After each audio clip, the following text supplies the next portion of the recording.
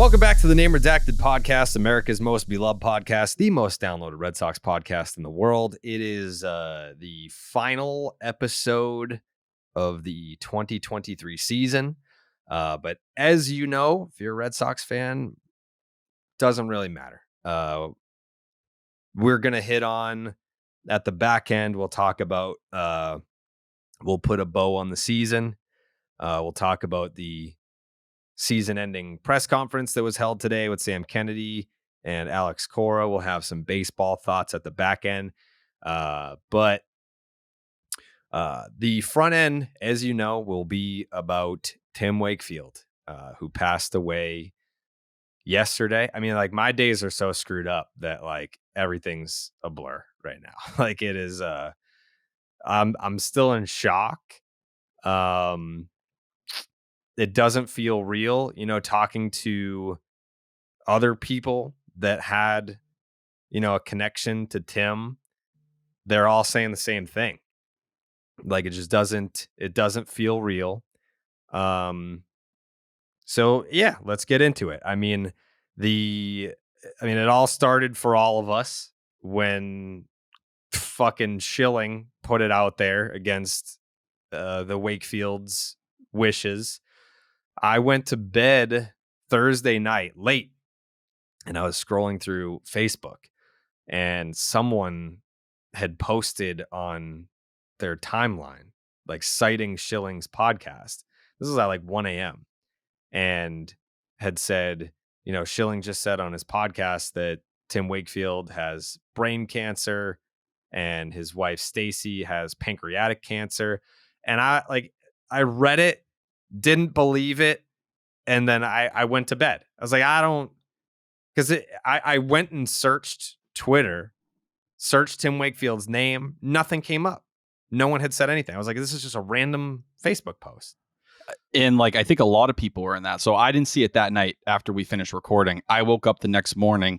I see the video going around, like someone had clipped it or whatever it was. And at that moment, I saw it. Not a lot of people were obviously up and, seeing it yet or talking about it. And it became immediately kind of like sticky because, I had put a tweet out just saying, thinking of the Wakefields, hope everything's okay. But, clearly just the way it was delivered, Kurt, how he described it, it was not supposed to be out there. And no one knew, I think, the severity or really the entire scope of the situation. And I think anyone who knows when you're going through this kind of family thing, if you don't want it out there, the worst thing you can do to people in that spot is put it out there because it just puts an immediate spotlight on them. You have all this shit you're dealing with, and now people are bombarding you with questions or wondering. And I think everyone wasn't sure how to, talk about it or even go. In radio that day, we were talking before the show, like, should we address this? And a majority of people said, no, just leave it alone. And then the statement from the Red Sox came. Yeah. So,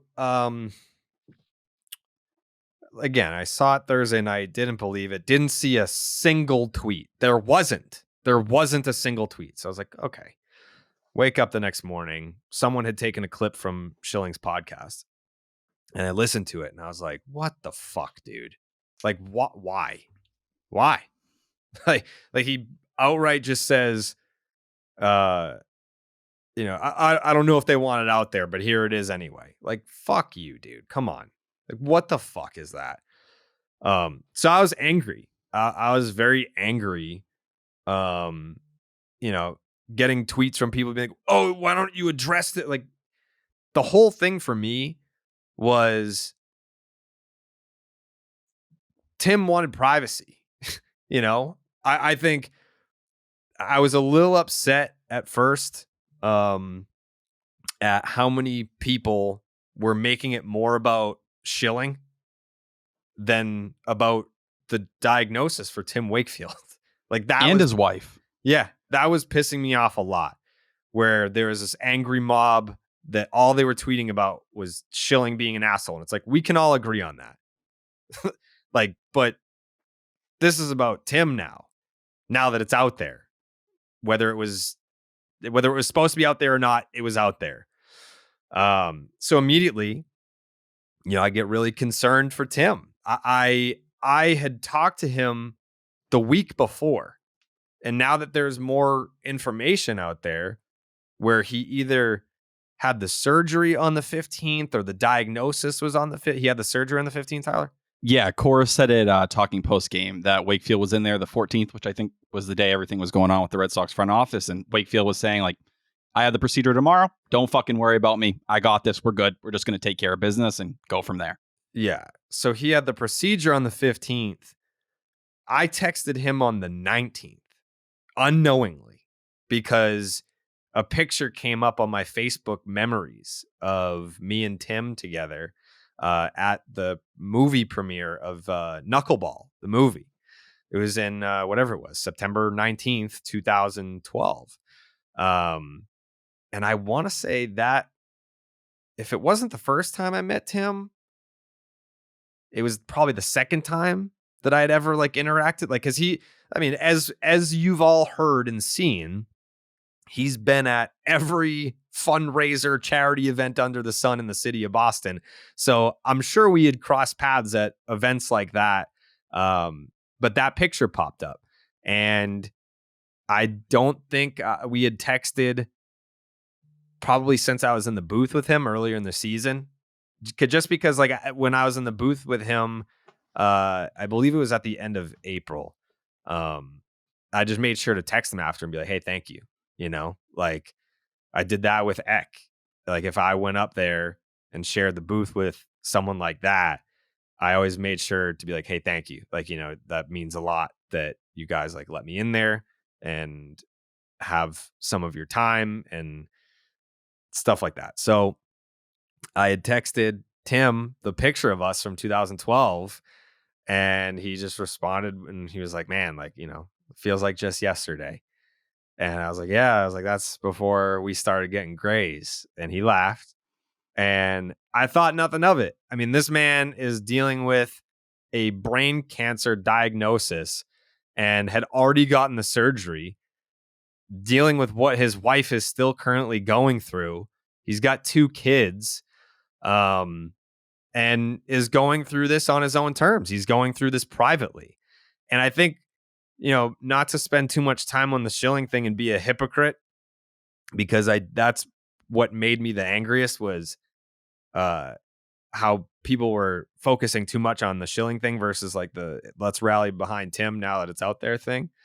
I'm pretty sure in the audio of Schilling's podcast, Tim wasn't even the one that told him. Like Tim told Doug Mirabelli, who told Schilling. So it's like, what gives you the right, dude, to put that out? He didn't even tell you himself. Like, it's just super fucked up. I don't want to like spend any more time on that, but I think, you know, hopefully I got my point across about how I feel about it. But the Catherine Veritek tweet, just burying Schilling, that was like my first gut punch, really, because like that was like, oh fuck, it's real, you know. Like it's almost like when you see something like that, you hope that it's made up. You hope that because I mean, I'm pretty sure like Big Cat and PFT pranked Kurt Schilling one time. Like it's a sick fucking joke if it were a prank, but that's what you're hoping for. Like, I think it was like 2017. I forget what the prank was. It's unrelated. I'm just saying, like, Kurt Schilling is prankable because it was nowhere else. I was like, I'm just fucking hoping that someone with a sick, fucked up mind pranked Kurt and then he put it out there because it wasn't anywhere else. When Catherine tweeted about it, I was like, fuck, because I didn't know. So then it just becomes about Tim. And when we all found out that it was real, I know that like Tim's one of those guys that if you know him and you've had any type of experience with him, he'll make you feel like, hey, we're best pals. And I said that if you go back and listen, because I know, Tyler, you said you listened to the last time he was on Section 10. I said, like, that's how I opened the interview. I was like, all right, we got Red Sox Hall of Famer, you know, one of the nicest fucking guys in the world, one of my best pals, Tim Wakefield. And like, if you just spend any amount of time with the guy, he'll make you feel like that's true. And when like I debated whether or not I wanted to reach out to him, I'm glad that I did. Uh, because like looking back on that interview, I was like, I'm glad that I gave him his flowers. Like I feel like, so often you uh you feel a certain way about someone and you don't let them know until they're gone. But like Tim was just the type of guy that I opened that interview letting him know how I feel about him. I was It's like, nicest fucking guy in the world, like stuff like that. So I'm glad that I got to say it to his face starting that interview so he knew how I felt. And like I said, Tim is the type of guy that'll make you feel like you're best friends. And I know if Tim were to power rank on the list of all the people that he's impacted in his life, all the people that he would consider friends or acquaintances, I know I'm not in the top 1,000. I like we had a very fun relationship. He said he listened to the podcast, like he had been on the podcast a couple of times. Like he was, like I said in the interview, like when one of my aunts had passed away during COVID in 2020, he texted me to offer his condolences to my family, and I let him know how much that meant to me, that like he cared enough to reach out about something like that. So that's why I debated whether or not to text him, because I know how many people care about Tim Wakefield. So I didn't want to jump in there knowing like, hey man, like sit this one out, like you're not uh on the priority list here. So, but I couldn't help it, like I couldn't help it. So I did reach out. I did send him a text message. He did acknowledge it, which I'm very thankful for. And I'm glad that I did. I'm glad that I did let him know like how I felt again about him. So yeah, I mean, like, that's just why it was a total gut punch that I still haven't really fully reacted to. Uh, that maybe like that is just me. I mean, I'm sure other people are that way, but sometimes like something like that, it takes me a little bit to react to it, and I haven't really even had the time to process that this is real. Because as I was telling you guys, like my grandmother passed, whatever it was, 3 weeks ago, and one of my very close friends, um he lost someone very close to him. So I found out about Tim as I was getting ready to go to a wake already. So I've just been getting hammered with loss recently, not to make it about me. Chris Snow passing away the last couple of days as well. Someone who Yeah. obviously had, a lot of people who cared and thought of him in this community and his battle against ALS. Yeah. Yeah. Um so yeah, I mean, I definitely want to use this episode to tell funny stories, memories about Tim Wakefield. I don't want it all to be sad. But yeah, I just wanted to put a little bit of a personal touch on it. Because I feel like if you are a Red Sox fan that are, between I mean, he's been here for so fucking long that there's such a wide age range of Red Sox fans that probably have stories of meeting him, of having any type of experience with him. There's probably so many, and I've enjoyed reading the ones that I did get to see on Twitter. And I've been spending a lot of time, reaching out to make sure other people are okay. Like the former teammates of his, people over at Nesson, like someone like Kevin Youkilis and Tom Caron that had to go on the air after finding out that, for TC, covered his baseball career and then worked alongside with him at Nesson for over a decade. Kevin Youkilis, someone that was a teammate of his and then got to work in the booth with him afterwards. Like, these are like lifelong relationships. And Lou Merlone as well. Like, he was on radio that day with Will, who I told him, I was like, I was like, I can't listen to this yet. He's like, Will sent a voice note that I still haven't listened to yet. Like, obviously there's no Clark's catch up on this episode, but if it's going to be the last one of the season, then we've got to have Will Fleming send us out in that regard, because he's been a big time MVP for the podcast this year, breakout season for Will. But yeah, just like I don't know how they did it. I don't know how they did it, like, just thinking back to like, my sister did my grandmother's eulogy, and as she was reading it the entire time, I was sitting there being like, I don't know how the fuck she's doing this. Like, I couldn't do it. I couldn't get through it. And I did my grandfather's. And I, like, B Rabbit up there, just went up there, fucking froze, couldn't get through the first sentence. And my sister had to come up and stand next to me so I could get through it. These people all loved Tim Wakefield, knew him personally, like long relationships with him. And they had a job to do, and they went out there and did it. And, like, Kevin Youkilis putting it into words perfectly. Lou Merlone putting it into words. Jason Varitek after the game.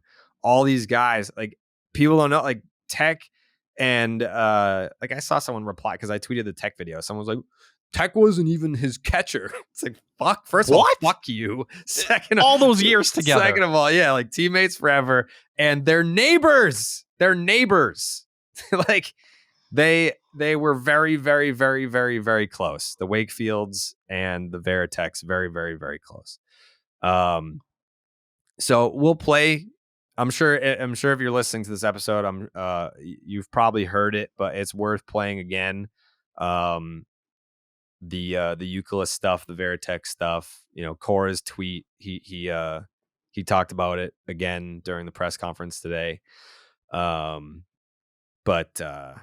yeah, man, it's fucking hard. It hurts a lot. And I feel very guilty when, like, I posted pictures and videos of me with Wake, and, people saying sorry for your loss to me. No.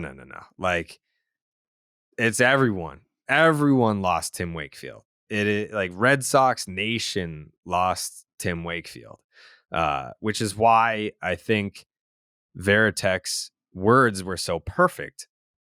Because, and this is what I said to Maz on the air tonight. I was like, when people pass away, sometimes a lot of cliches will get thrown out there. Oh, they were the best at this, they were the best at that, and yada yada. And they weren't, but it's okay to say nice things about them on the way out. With Tim Wakefield, he was the gold standard example of what it means to be a Boston Red Sox. He was, and he is, and he will be. He will continue to be. You go back to Johnny Pesky, a lifelong ambassador for the Boston Red Sox. Yes. But with Tim Wakefield, the dude was here for 2 decades, basically, as a player. You watched him pitch when you were a kid. I watched him pitch when I was a kid. You have George Kirby, a young kid out there giving a tribute with the knuckleball. Yeah. That touching those generations, that tells you everything you need to know about his impact. And that's just the knuckleball. That's not any of the off the field stuff, which is just as big, if not bigger, than the on the field stuff. Yeah. And I mean, just going from 2003 with, like, the Aaron Boone home run, I remember, because me and my dad had tickets to Game 1 of the World Series. And I remember being so upset, so heartbroken that the Red Sox lost, so upset, heartbroken that I wasn't going to get to go to the World Series with my dad. And after that had subsided, then I started being like, you motherfuckers better not say a word about Tim Wakefield, because I know how the Boston media is, that like whatever it is now times a billion back then, times a fucking billion. And I just remember thinking, don't you fucking dare put this on Tim Wakefield because of that one swing of the bat where Aaron Boone closed his eyes and pulled the home run out of his ass. And, this is before social media and all that. So you hear the stories about Tim being in the clubhouse and just sitting in front of his locker crying. And he had the same thought, like, I don't want to be this generation's Bill Buckner. And not a single fucking guy in the clubhouse was going to let him think that. The fans weren't going to let him think that. I know that 2004, it's weird to say, is before your guys' time. There was no lingering effect of that in 2004. Like, there was no like, oh, on opening day, let's boo Tim Wakefield. Nope. The fans were 1000% behind Tim in 2004. And I know it's kind of the thing that people always say when 2003 comes up, but he would have been the American League, the ALCS MVP. He would have been the ALCS MVP if the Red Sox closed out that series. So he beat Mike Mussina twice, right? Yeah, that is what people should be taking away. Is if it weren't for the 8th inning meltdown, Tim Wakefield is your ALCS MVP, where the Red Sox go to the World Series against the Florida Marlins at the time. And then the very next year, his performance in Game 3, the 19-8 game, where he just eats the bullet for the Boston Red Sox so that they can reset the bullpen. And that was the first in a line of events. There was a series of events that obviously led to the greatest comeback in sports history. But, people point to Dave Roberts stealing the base, the Kevin Millar walk, the Bill Miller ties it, the Ortiz walk-off home run. Everyone kind of like looks at the comeback starting in Game 4. It really started in Game 3 when Tim Wakefield went out there and pitched so that the guys that the Keith Folks of the world, the Alan Embrys, the Mike Timlins, so that he could just go out there and do. That's what he was. He was the definition of what a great teammate should be. And then obviously we brought that. I should have clipped off this shit because he was talking about it on the Section 10 interview. About his Game 5, where he mentioned something about he went to dinner with Veritech recently. At that point, I think the interview was in 21, end of 21. Season had just ended, I think. And he's like, yeah, we were at dinner, and like the whole like him pumping his fist coming off the mound, they thought that was the last inning. He still had to go out and pitch another inning after that. So like everyone talks, if you get someone from the 2004 Red Sox on a podcast talking about it, like their memories and thoughts are still jumbled from that because it was such chaos. But not to, I'm word vomiting. But Jared, I think you offer a perspective, like coming from someone like me. I watched him as a fan, right? Just over the years, I never got the chance, unfortunately, to meet him personally. But to hear someone's perspective, and so often you say like, don't meet your heroes. It's not worth it. You're going to meet these people. They're going to disappoint you. I think in sports, especially, right? A game that's filled with egos and all this different stuff. Tim Wakefield was the opposite of that in every way. And to hear people like you and people who were teammates with him, people who met him one time while they were, in the hospital battling cancer or whatever it was, to hear all of them kind of speak that story, it really adds to what we, people who didn't meet him, what we envisioned Tim Wakefield as. It paints the perfect picture, and it really makes you understand how special he was from, just the stuff he did off the field, right? Like Sean McAdam talking about in 1995, the BBWAA dinner. There was a huge storm. He was down in Florida, wanted to make the dinner. Obviously, 95 was especially finished, third in Cy Young voting that year. Crazy storm, takes a plane, only gets to Hartford. Blizzard's coming down on everyone. He takes a taxi in the blizzard, makes the dinner. Shows up, does the whole thing, wanted to be there. Just, you invited, I'm coming. Yeah. 04, the only one to show up to the dinner. While everyone's like going through all these crazy things, all these stories, everyone's on top of the world. Tim Wakefield is showing up just to be there and be present and represent. Like, that just seemed like the guy who never forgot what the people around him meant, what the writers had to do. Everyone had a job, and he suited up every day to do the damn job. And that's why I thought Cora's tribute to him, with everyone wearing their jersey, such a subtle Yeah. little touch. But to get everyone to understand, to do that before the game, and I don't know, on such a hard day, I think it was the perfect way to kind of honor him. It didn't stick out. It wasn't the loudest thing, but damn, everyone was together and in one. And that's what Tim Wakefield did to the Red Sox for friggin' 16 years. Yeah. Yeah. I mean, that was, it was weird to not have Tim Wakefield on the, you just thought, I mean, the man was the oldest player in baseball when he retired. You just always thought like, oh, he throws a knuckleball. Like, of course he can continue to pitch. And I asked him in the interview, had they offered you a major league contract, would you have come back? He's like, yeah. Like he didn't want to pitch for someone else. Like, it wasn't about him. He cared about the Red Sox. Maz mentioned on the air tonight about how the Minnesota Twins were interested in trading for him, and he was like, no, like I want to stay here. Just going he basically went year to year for like the last fucking decade of his career. It was just like, all right, yeah, the Tim Wakefield deal is one for $1 million. Like he just kept going on these 1 year deals, and knowing that, it's either going to be retirement or the Red Sox. Like, there was no like, oh man, like Tim Wakefield's a free agent at the end of the year, like, is he going to sign with someone else? Like, no, it's either the Red Sox or retirement. And it's how he felt at the end of the year every year. It's how, if he felt like he could keep going, if he wanted to keep going.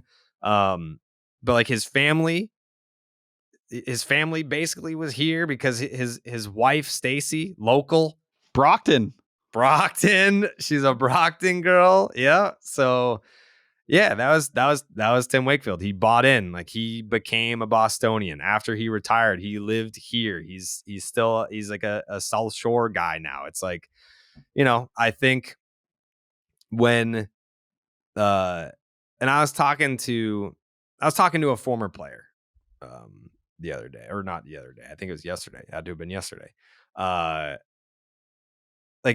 little part of me was like a little sad that, like, when you look around the roster right now, like there's not a lot of like long-term guys. It's like a lot of guys are relatively new to the organization or the major league roster. So it's like, you're not going to get that Tim Wakefield experience where they have what Veritek was talking about, the pride of the front of the jersey.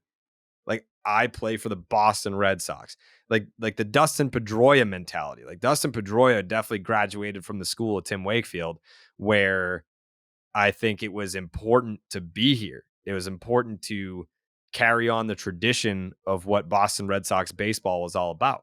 did you see the story Tomasi put out involving Pedroia and Wakefield back when Pedroia was a rookie? No. So I guess Pedroia, and it's very quick, but Pedroia had to carry around like the beer cart onto the plane or whatever it was for all the older players. Uh-huh. And Tim Wakefield was like, he was hard on rookies. He wanted to teach them what you had to do to be, a big leaguer. So he's busting Dustin Pedroia's balls every fucking day. And Pedroia's just taking it and taking it and taking it. And one of those days, Pedroia finally says, I've had enough. How about you let me fucking hit off of you? Because he just was talking his shit right back to Wake. And, Wake would be the first person to tell you, some days it was moving and some days it was rough. And you were just trying to get by. And Pedroia and him just shooting shit. And from that moment on, Tim Wakefield always said, he was like, I loved him. He became my guy because Dustin Pedroia he was giving it back. It wasn't that rookie mindset anymore. He grew up in front of him. I bet you that in time, I'll ask, because it's still fresh for a lot of people, obviously. Like, I didn't want to bother people. Like, I saw, some people are doing interviews about it. I don't want to like bother anyone, but in time, I would love to kind of, get some people on to talk about their story. Like Millar, I'm sure, has some great stories. Pedroia's probably got some great stories. But yeah, I mean, that's, I was, uh it had probably been 2 hours maybe 3 hours after I found out. And I had searched my tweets for, old Tim Wakefield stuff. And that's when I came across the video of when he left the podcast and Cole Oh was my like, God. power move. And he's like, was I supposed to do that? Yeah. It's just like it's a great Tim Wakefield moment because, like I'm sure that there are plenty of people that if we had interviewed them and they could hear us talk and be like, oh, what a power move to just walk off, that they would have just like chuckled and kept going. Pretended not to hear you, just like, I don't want this to be awkward. Instead, he pops his head in and is like, oh, was I supposed to do that? Yeah. But like, that's what you talked about. He treated everyone like he was your boy, your best friend. That's what it felt like. Yeah. Yeah. I got it right here. It's fucking hilarious. So much for taking the time. Appreciate it. Take it easy. Talk to you soon. Later. What a power move. Just walking away. Was I supposed to stay on? No. Everyone else always like logs out or closes the computer. You just walking off. This is an incredible power move. I love it. This is my computer, so it's the I know. PR it was great. Sorry, guys. Absolutely great. That was great. That was tremendous. See it, Tim. Oh my God. It was fucking great. I know we have to hit a read. I know that there's no appropriate time in a Tim Wakefield tribute show to hit a read, but we're gonna get through it. We're gonna get through this episode. Things are heating up in the ballpark, especially at Fenway. Every team is playing to finish the season strong and make it to the playoffs. With DraftKings Sportsbook, you won't miss a moment of baseball action. New customers can score $200 instantly in bonus bets for betting just $5 on baseball. Plus, all customers can take a crack at a sweet payday with DraftKings same-game parlays. String together multiple bets from a single game for your shot at a major payout. So what are you waiting for? Download the DraftKings Sportsbook app right now. Use the promo code Jared, Jared. New customers can score $200 instantly in bonus bets for betting just $5 on baseball, only on the DraftKings Sportsbook with the promo code Jared. Gambling problem? Call 1-800-GAMBLER. In Massachusetts, call 800-327-5050 or visit gamblinghelplinema.org. In New York, call 877-8-HOPE-NY or text HOPE-NY. In Kansas, call 1-800-522-4700. On behalf of Boot Hill Casino and Resort, 21 plus in most eligible states, but age varies by jurisdiction. Eligibility restrictions apply. See DraftKings.com/sportsbook for details and state-specific responsible gambling resources. Bonus bets expire 7 days after insurance, opt-in, and 10-plus leg requirement for 100% boost. Eligibility, wagering, and deposit restrictions apply. Terms at sportsbook.draftkings.com/baseball terms. So as far as like, I don't know, like personal Tim Wakefield stories, I was hell-bent on seeing his 200th victory. And I don't know how many fucking tries it took. Do you know off the top of your head? Does 9 sound right? I believe that's what I read. However many of those were at Fenway Park, I was at all of them. Right hand to God. Anytime that Tim Wakefield was on the mound, I was so pot committed. I was like, I've got to fucking be there for Tim Wakefield's 200th victory. And however many times that he pitched at Fenway Park going for his 200th win, I was there. Because the memory, like, that's it. People are like, oh, you still have Facebook? Like, yeah, because I love looking at the memories, being like, on this day 11 years ago, this is what you were doing. And all of my fucking memories are Red Sox related. All of them. So like, the memory pops up on this day, however many years ago, you were at Fenway Park for Tim Wakefield's 200th victory. And I can't remember the order if the 200th victory came up. I think it did. I think the 200th victory, because I took a picture of like the scoreboard and then posted it. So I can't remember, like, because I was going to send him that too, being like, hey, like I was at your 200th victory, and then I didn't. So it must have been when like the picture of me and him popped up where I was like, I got to reach out to Tim. But yeah, man, I was there at the Doug Mirabelli game, May 1st, 2006. when Doug Mirabelli had the police escort. Like, people forget. Do you remember like what was so important about that game? Not specifically. I know the story of Mirabelli coming to catch and having to get there, but no, what was the context of the game? That was Johnny Damon's first game back at Fenway with the Yankees. Oh, okay. All right. Yeah. So like that's why that was a big deal. And so like, you know, I have season tickets in section 10. And we do a draft every year for like, it was like, you know, we get 10 games, like one of my dad's friends, like work people, like everyone would either get 10 games or they would split it and it'd be like 5 games. And then we would have a draft at the beginning of each year. And more often than not, the first pick is opening day. And we fucking never got the first pick. Never. Ever. 2006, we get the first pick. My dad's like, all right, opening day. Because I had my first opening day, I believe, was 2010. I hadn't been to opening day in my entire childhood. Didn't go to opening day until 2010. That was the first opening day I ever went to. So we get the first pick in 2006.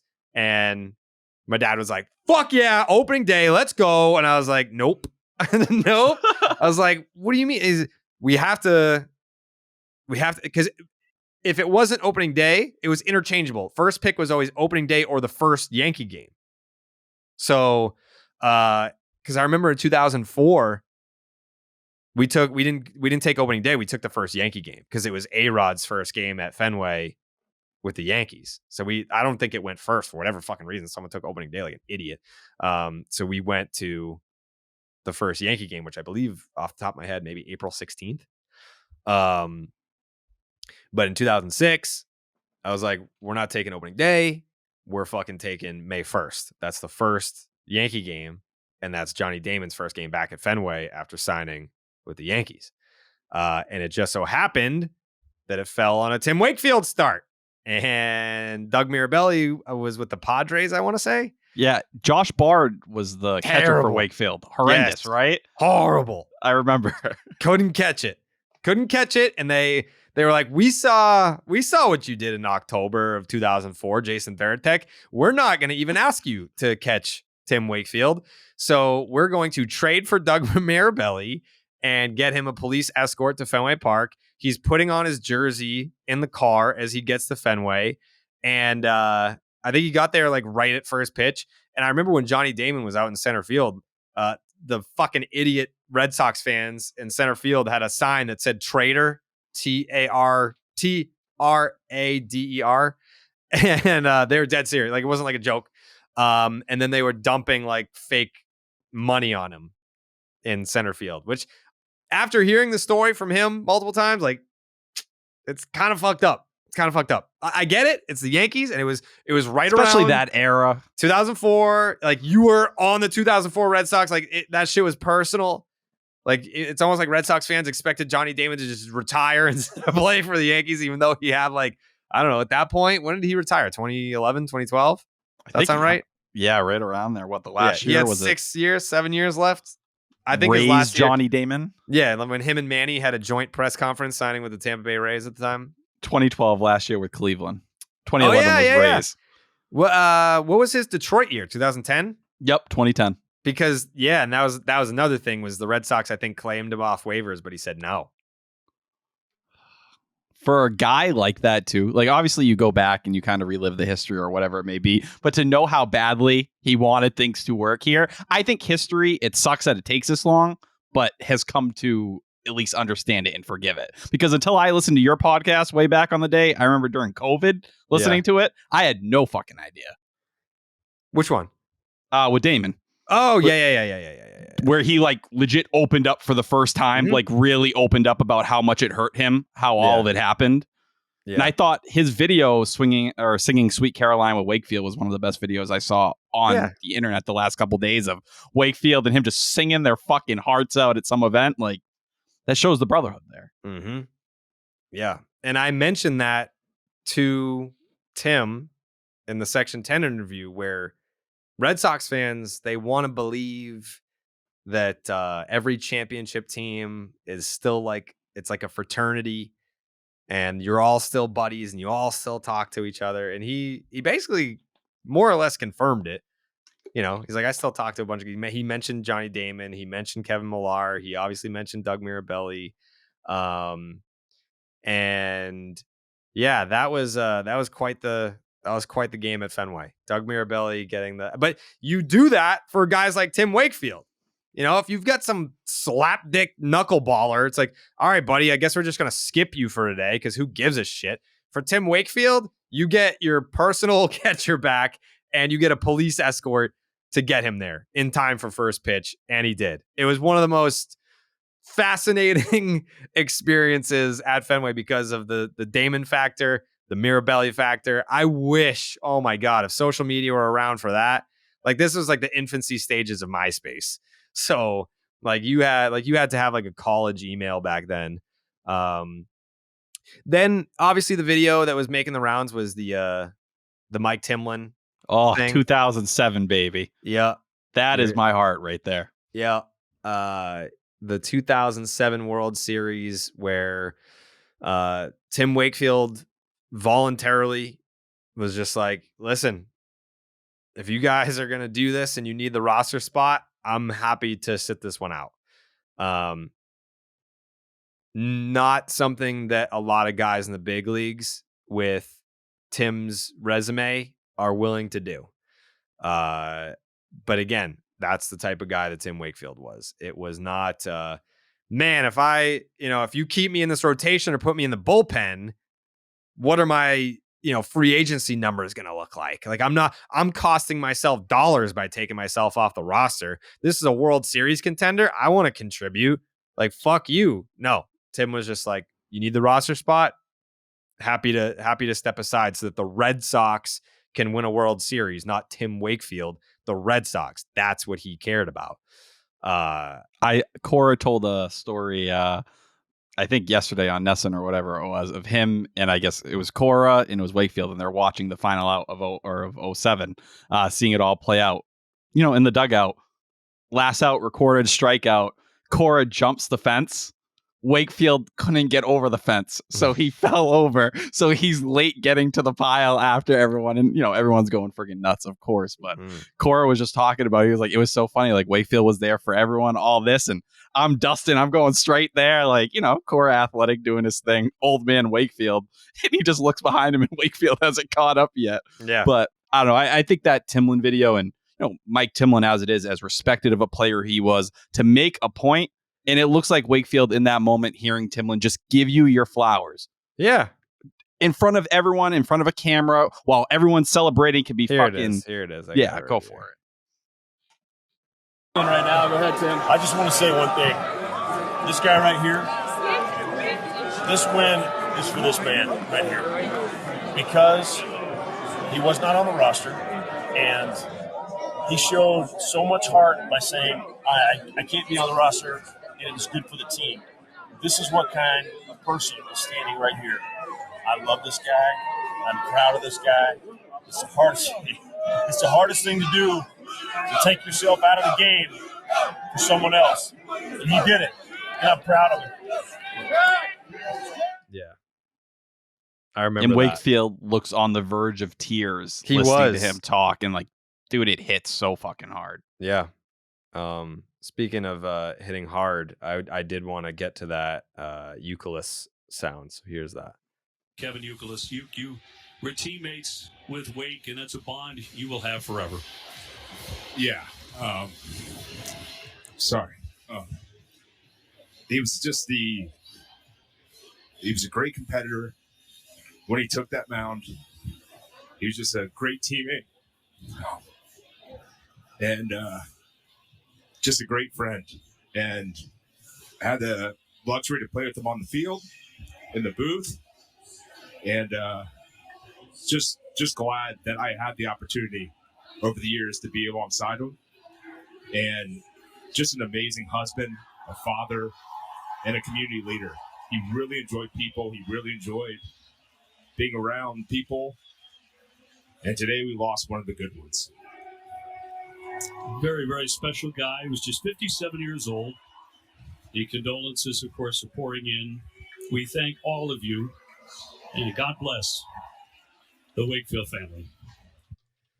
Yeah, you crushed that. Obviously very difficult for him to be able to pull that off.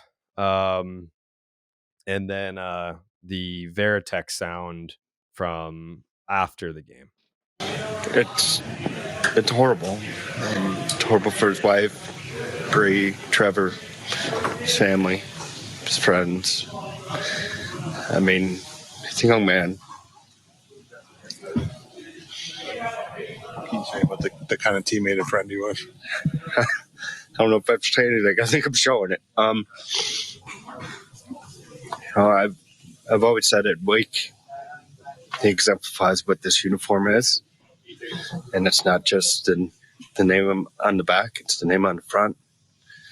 It's what he's done in the community, the way he's represented it, where he's respected the game, which goes on to the whole league of being a precious part of what we do, is respect for the game and for your place.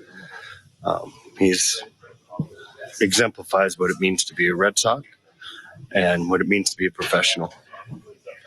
A wonderful dad, great husband. We've been through a lot. I mean, he's 100% right. And I mean, all the things that Veritech said about Tim Wakefield, you can turn right around and say about Jason Veritech as well. I think both of those guys are the example of what it means to be a Boston Red Sox player. Because it does go beyond just like how the numbers look at the end of the season. And it goes beyond just being here for a championship or two in their case. The way that they carried themselves, they were and still were long after their playing careers, ambassadors for the Boston Red Sox. Tim Wakefield went from retiring to NESN to still doing charity work in the area to still living here. Veritech, same thing. It's just that instead of the media path, he chose to remain in the dugout where he belongs. Like, he's a machine and he's in there doing what he did as a player to get these players prepared to win baseball games, but also representing the Boston Red Sox. And when we look back on 2004 and as this franchise altering season, it's because of guys like that. It's because of guys like Tim Wakefield, guys like Jason Veritech, who, like Jason said, cared about the name on the front of the jersey. And like I mentioned Johnny Pesky earlier. He was a walking Red Sox mascot for decades. And he eventually got his moment in the sun when they retired his jersey. That has to happen for Tim Wakefield. And it just bothers me that it didn't happen yet. And I'm not like, this isn't like, this isn't a shot at ownership or the Red Sox, whatever. But it doesn't make sense to me that they would have waited, because with someone like Roger Clemens, they waited. Like, no one has worn 21 since Clemens because they were waiting for him to get into the Hall of Fame. And then they wanted the number retirement to be the icing on the cake. With Tim Wakefield, he's not getting into Cooperstown. He's already a Red Sox Hall of Famer. He's already given his life to the Boston Red Sox. You're not going to wait until he's 90-something like Johnny Pesky. Retire the man's number while he can see it and appreciate it. Like, what were we waiting for? No one has worn it since he retired after the 2011 season. And I think Chris Sale wore 49 with the White Sox. And when he came to Boston, he was like, fuck that. He's like, I'm not wearing Tim Wake. Like, if a guy like that, at the time when he showed up was on a Hall of Fame trajectory, if a guy like that says, I ain't wearing Tim Wakefield's number, are you kidding me? No one's wearing that thing again. No one's wearing it. They were never going to issue it again. And this isn't supposed to be like an anti-Red Sox thing. Like, why didn't you do it? It's more to say, like, I'm upset and it bothers me to know that he won't get to see that, because I know how much it would have meant to Tim and his family to see 49 go up there, and it's gonna go up there. It just, like, what were we waiting for? And I think you kind of look back to some of the moments where Tim got honored the Roberto Clemente Award, right? When all the kids from the Jimmy Fund just start pouring out behind him, as everything's going on, and he absolutely lost it. He called it the biggest honor of his entire career. To have another moment like that where you hope a guy can get his flowers and have those moments, it's tough because that's the stuff you regret. You wish you could have had more chances to tell someone how much they meant to you, how special they were to you. But I think that's unfortunately one of those things. You can't do anything about it. Obviously, once it happens, it's just a tragic part of life. But I hope, and at least from the way they were talking about it, Sam Kennedy today, the way Jerry Remy was honored a year ago, I hope we see a very similar way to see Tim Wakefield honored, whether it's a patch. It has to be something. I don't know what they're going to kind of come up with or go about here, but I hope Tim Wakefield gets that same kind of love and appreciation, because 2024 should be about Tim Wakefield. It should be about going and winning something for him. Hopefully a year where you're trying to get back into World Series conversation and all that. It should be all about doing it for him and paying those respects forward, because his legacy will carry on for a long, long time. There's never going to be another Tim Wakefield, whether you want to talk about the person, a knuckleballer, and today Matt Waldron is the closest thing, and he's not a real knuckleballer, if we're being 100% honest. Like, these guys, Tim Wakefield's such a historical part of the game long term, and you just can't erase that or forget that. The Hall of Fame may not have wanted to put him in, but legacy wise, he is a Hall of Famer. It doesn't matter how you want to fucking put it, because when you mention Tim Wakefield, there's not a baseball fan that doesn't know about him and his story, and going from a first baseman in the minor leagues to a guy who has all these wins, 200 in the big leagues, and third all time for the Red Sox behind Roger Clemens and Cy Young. Like, imagine that kind of fucking legacy, and we're here talking about the guy off the field. Yeah, and to add on to the guy off the field, I know I keep referencing this interview. Go back and listen. It's on YouTube too if you want to watch it. I think it's episode 448. I could be wrong. I asked him, because when you talk about his records, I think he has the second most strikeouts in Red Sox history. Maybe the most starts or innings or appearances. Most starts, second most strikeouts. And then third most wins behind Clemens and Cy Young. So I'm thinking of that, right? And this man has been around the game for many, many, many years, and he's accomplished a lot of things. And my question to Tim was, you can't pick the World Series, but what's the thing outside of the 2 rings that you're most proud of? Didn't even have to fucking think of it. In a second, Roberto Clemente Award. Like, everyone knows what the Roberto Clemente Award is. It's for you get rewarded and recognized for your efforts off the field. What are you doing to impact your own community? What are you doing to use your platform as a big leaguer to help others in need? And I mean, I don't, to my knowledge, I don't think that there are like 2-time Roberto Clemente. They kind of like spread that one out. He got nominated 8 times in total. Okay.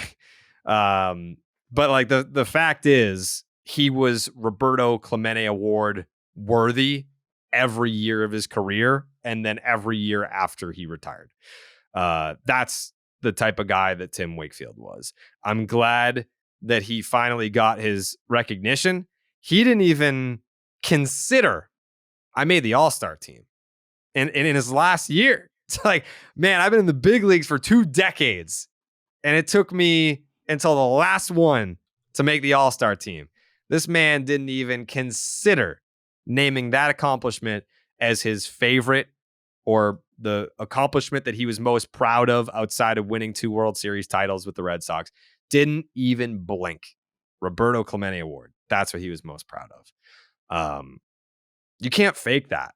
Like, you can't even, like, if you were to ask some other guys, maybe it's like, if they take a second to pause, they're thinking, do I give the real answer, or do I give the answer that I should say because it sounds better? Like, of course, I get guys. Oh yeah, I mean, like, obviously the Cy Young Award, that, or my All-Star appearances. Oh, the fact that I have the second most strikeouts in Boston. Have you heard of the Boston Red Sox? They've been around for over 100 years. A lot of good pitchers in their day. I have the second most strikeouts of all time. third most wins behind. I don't know if you've heard of Roger Clemens. He's won 7 Cy Young awards. No one's done that before. And then the other guy, Cy Young, he won over 500 games, and they named the best pitcher in the league award after that guy. Yeah, it's those two guys and then me. And I did it with one pitch. And I did it with one pitch, and everyone knew it was coming. Like 60 miles per hour, come and fucking get it. And you would never know talking to this man, like if you were just like from bumfuck Utah, you've never watched baseball before, and you met Tim Wakefield at a restaurant, would you know that this individual matches this resume? No. He looks like my history teacher.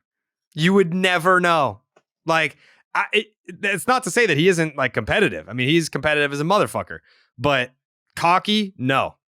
Like, just wasn't a thing. And I feel like a lot of people, if given his ability, if given his success in the big leagues, they're not even remotely close to being as humble as that man was. Not even close. And like one of the things I look at with him, like for someone to get what was passed along to him as a guy who had the knuckleball and he had his ups and downs. It's the reason why he went from a hero in Pittsburgh in 92 to eventually released in here. You know, they had Phil Niekro on, you know, paying him to train Wakefield, and on the backfield, he's telling Tim, like, listen, if you take everything I teach you, you will pitch until you're 45 years old in the big leagues. I'm telling you, you just got to buy in and have everything. And what does he do? He pitches through age 44 and he gets there. And then to have that success and do all the off the field stuff and still say, Stephen Wright, when you came here in 2012, what? Wright was flipped for Lars Anderson, if I remember correctly. I'm going to sit here and work with you. I'm going to try to give you everything I can. You know, I was going through the videos today and watching him 2016, the year Wright made the All-Star team. Wakefield sitting there watching his entire bullpen, pointing this, pointing that. This is how that works. You know, this is how I went about it. Kind of just getting the ball to come out the way you want. And they threw different knuckleballs. It wasn't identical, clearly. But Wakefield would go there, talk him up, say his stuff is even better than mine ever was, yada, yada, yada. Like, that's a guy who cared about the art of the game and a skill that so few people have now. He was doing everything in his power to pass it on and to give someone basically the save it was to Wakefield, a guy who thought, you know, his big league career was going to be over. You know, I was never going to make it past AA. He rode that whole career out and was still trying to give it to other people. Here's my knowledge. Take it as far as you can. I hope you can have a career that's like mine or better than mine. Just do whatever you can to make the Boston Red Sox better. Jake, how do you have any favorite Tim Wakefield stories or anything that you wanted to say? Yeah, I mean, I just growing up as a kid and watching the Red Sox with my dad, and I remember him picking me up from school and being like, you know, we're going to the Red Sox today. That'd be a thing that he would do, and I'd be like, it was just the best feeling in the world. It's like nothing else matters till I'm at the ballpark, and I swear to God, like 95% of the time we went to the game, it was Wakefield pitching. So it's just like, this is the first one that really just like hits home, I think, because of how influential he was to like me growing up as a Red Sox fan. Yeah, it's just a really tough one. Yeah.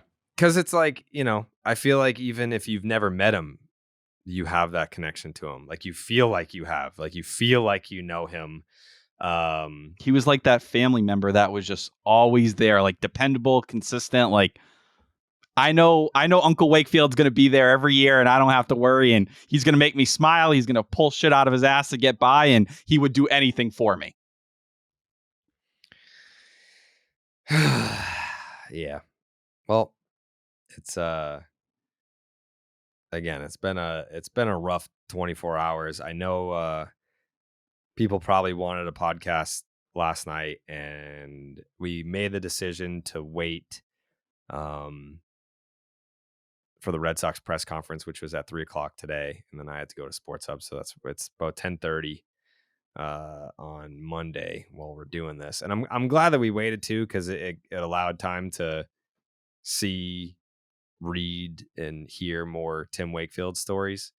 And it's you know, I think like you all kind of like everyone just goes through their different stages of grief when something like this happens, but you know, getting to that point where you can reminisce and enjoy the stories and like laugh at them and be happy and appreciate Tim for who he was. Again, it still feels weird for me to talk about him in the past tense because he wasn't someone that I saw in person all that often.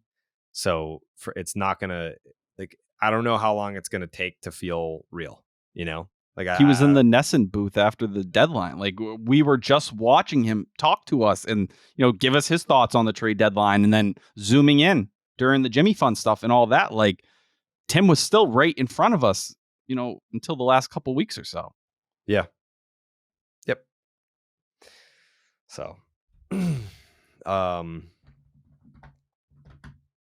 yeah, I don't know whether to keep going or to move on to the press conference stuff, but I don't want to move on. Like, that's the thing. Like, I don't want to move on. Like, I would love to just sit here all night and talk about Tim Wakefield stories.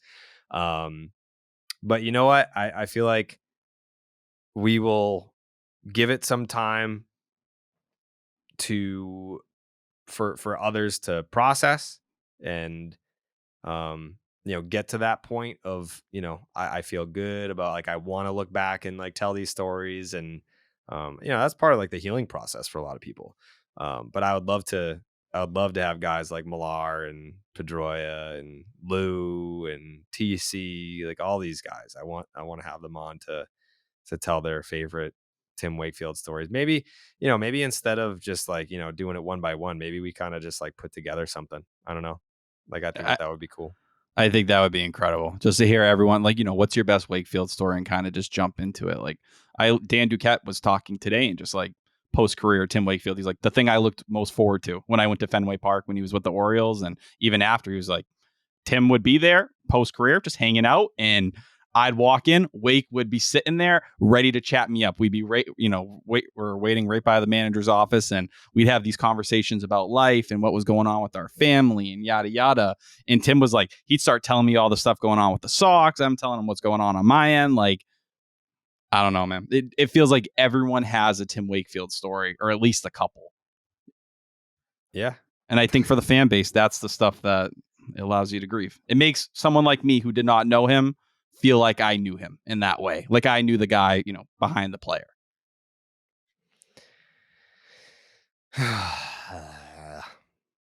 It would be easier to talk about other stuff as well. I feel like if, we had the presser today, I think me and you agreed on kind of how it was.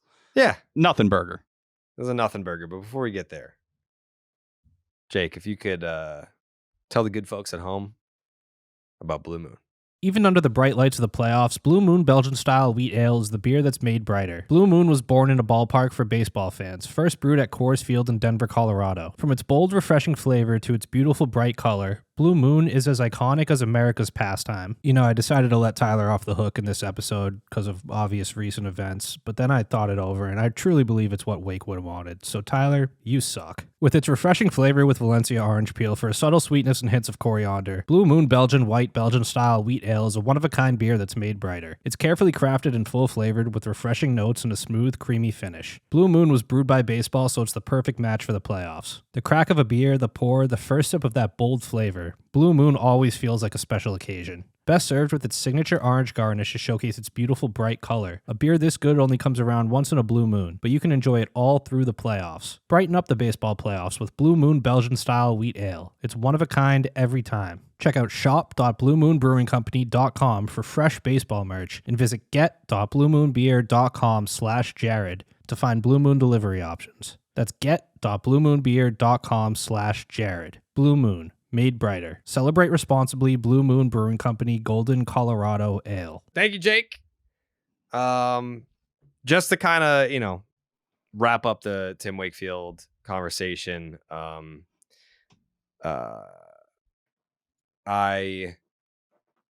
honestly don't know what to say to like wrap it up. Like, I feel awful for his family.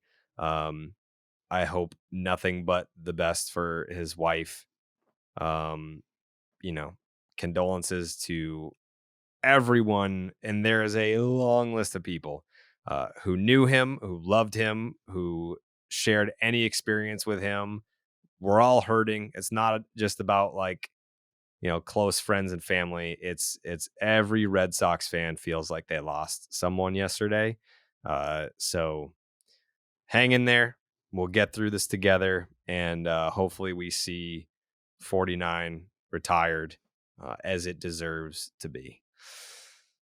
So now we can move into the press conference today that was essentially a nothing burger. It was, I didn't expect much to come out of it. I didn't think that any groundbreaking news was going to come from it. We didn't really get any nuggets outside of Cora did talk about his existence in the organization beyond next year. He doesn't have a deal he doesn't have a deal after 2024. But he mentioned how I'm not ready yet to be a general manager. My future is in the dugout next year and in the years after that. So he mentioned years after that. Whether that's just, I'm hoping for, but he did see himself in the Red Sox dugout beyond next year, even though he doesn't have a contract. Chris Cotillo asked about Shohei Ohtani, to which Sam Kennedy was like, I can't fucking talk about that dude. And what else? Did anything stand out to you in terms of like nuggets?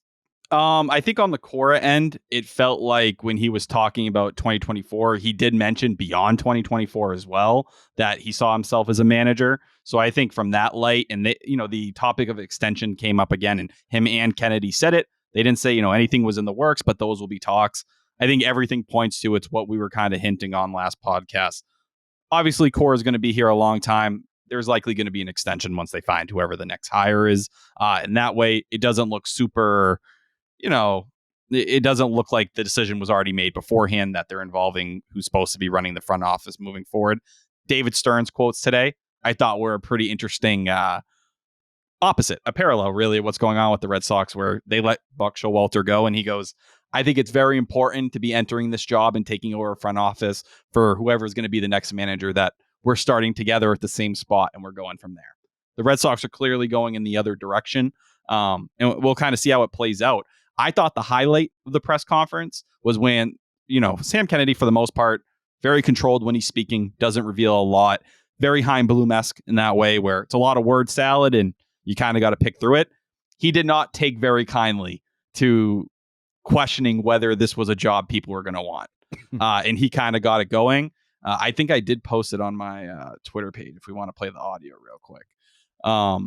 But basically his big thing was like, yeah, this is fucking Boston. Like, people are going to want to come here. And, he didn't say fucking, but he did actually. Yeah, did he? Is that? Yeah. He's like, this is fucking Boston, dude. David Ortiz style. You think this is our fucking city, okay? You think people aren't going to want to play for this fucking organization? You can go fuck yourself right now. And like, they held them. They're like, listen, the last 4 guys who've led the front office, all right, they haven't got. I got it. Play. Ready?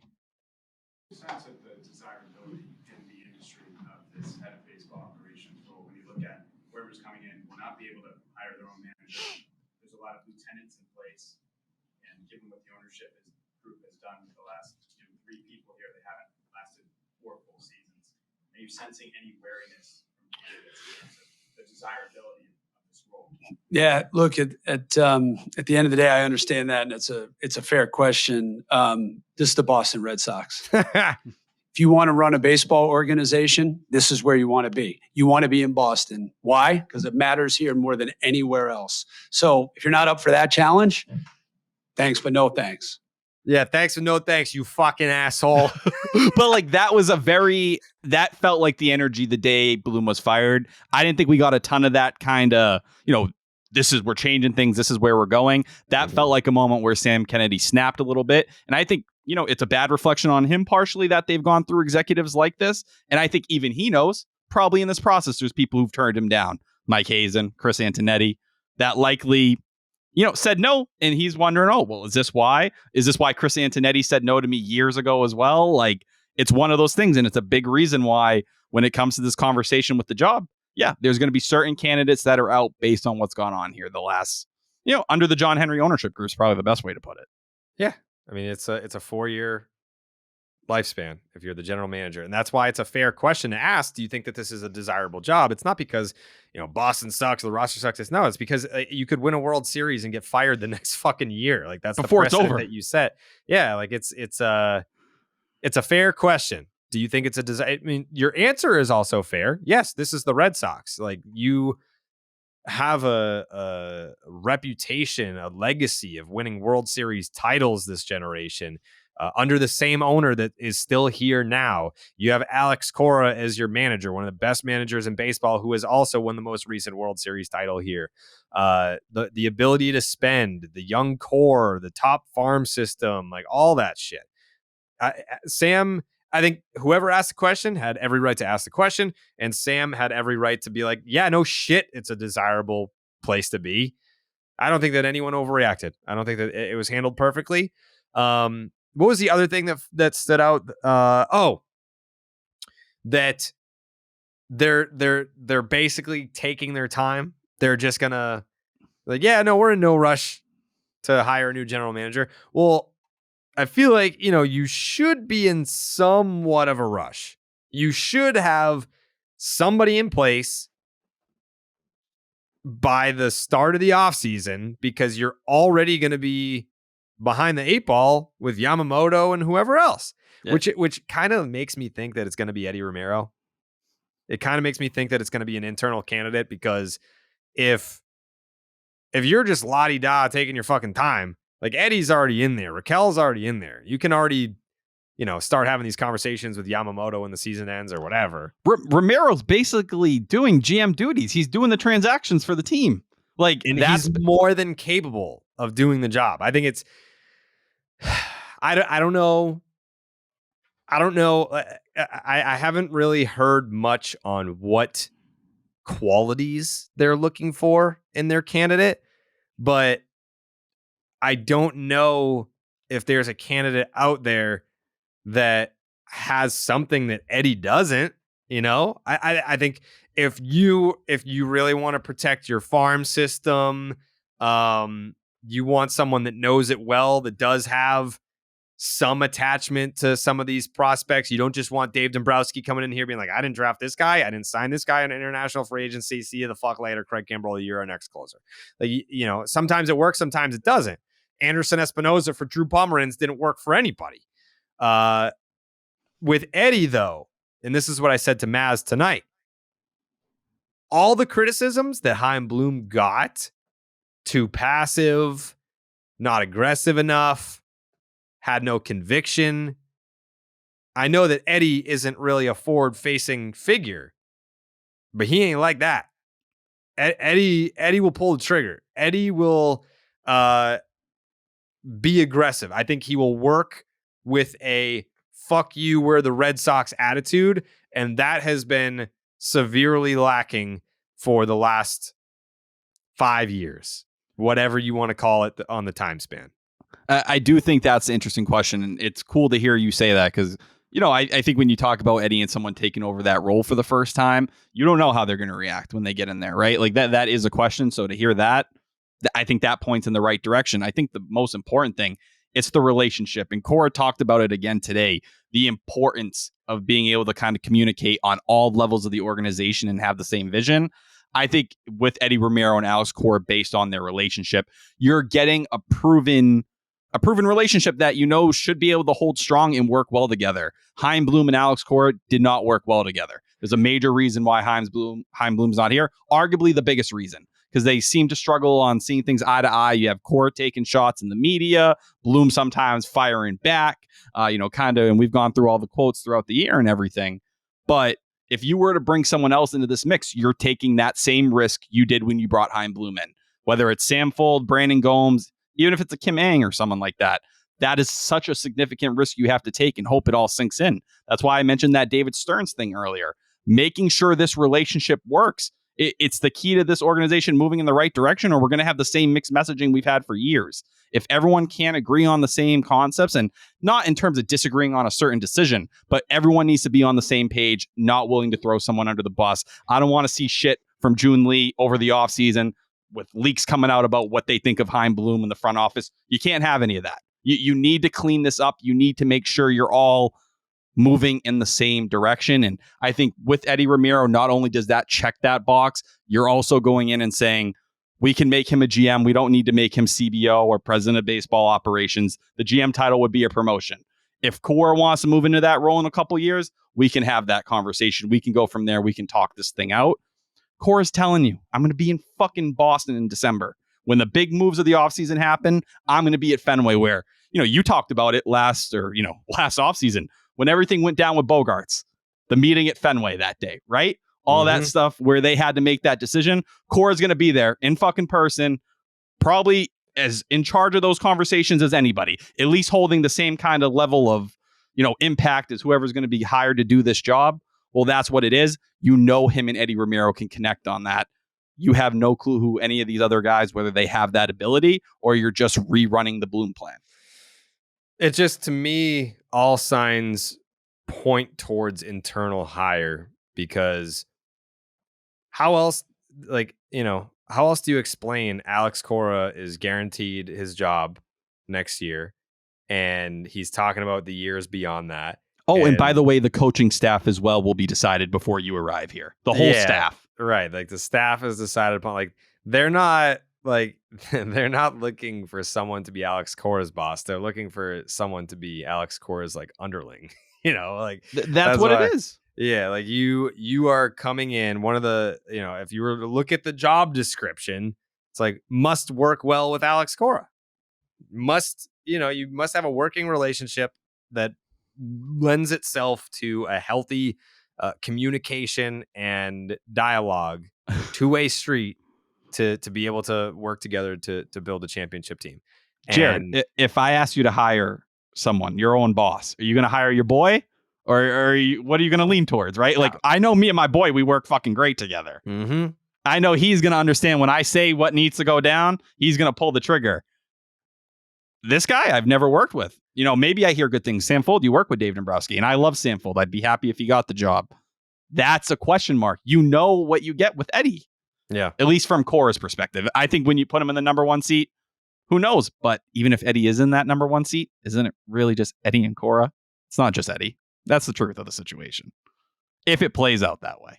Yeah. I think even if they hire a first-time guy overall, that's what it's going to be. Kevin James meme there. Yeah. So we'll see. I think that makes the most sense to me. You're not going to be like, oh, man, like this is an awkward situation. You hired a general manager and then basically told them to extend Alex Cora. You don't think Eddie wants to do that anyway? So there'll be no confusion. There'll be no awkwardness. There'll be no, why did you? It would be Heim 2.0, right? You hired Heim and then told him to trade Mookie Betts. Your first order of business is what we want you to do, not what you think is best. But if it's Eddie, it's like, all right, boom. Alex Cora, 20-year contracts. Done. It's that, and I think where you question things, could someone like Sam Fold, if Dave Dombrowski's reaching out and saying, hey, this is my stamp of approval. We did something amazing when we were in Boston. I'm giving you my number one lieutenant. Could that change your decision? Could that impact you? Maybe. Maybe that's the difference in why they're willing to wait and take their time. And that's where you start to question, well, Phillies are probably going to go on a nice playoff run here. May take time before you can get that interview.